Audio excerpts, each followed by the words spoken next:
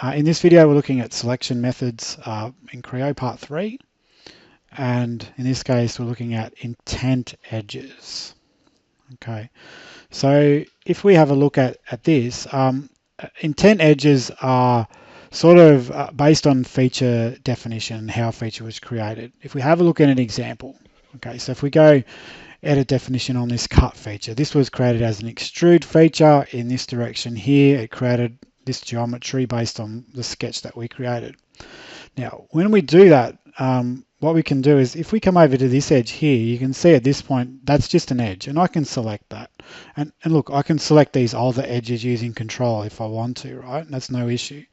But a smarter and actually more robust way to do it is if I want to, let's say I wanted to round this, all the internal edges here, would be to use the intent edge. And so if I hold my cursor over the edge and then I right click, so that's a query selection, it's a quick right click, you can see the other edges in the feature actually highlight, okay, and it's saying intent edge. And if I left click now, it's selected.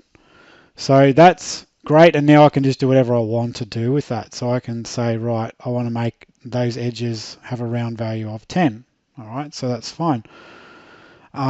So that's obviously more efficient with respect to my time, but also it's a much more robust way to do it in that this round now doesn't refer to a particular edge, it refers to the feature that creates the edge.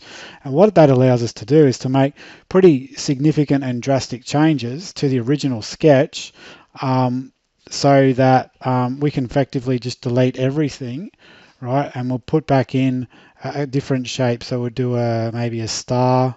6-tip star. We'll make it maybe 15. Okay, we'll put it down here. Okay, a little hard to see what's going on there, but let me just show you what we've got. So we've got the star, okay, and we've placed that. Okay, and now we're cutting it out, so that all looks good.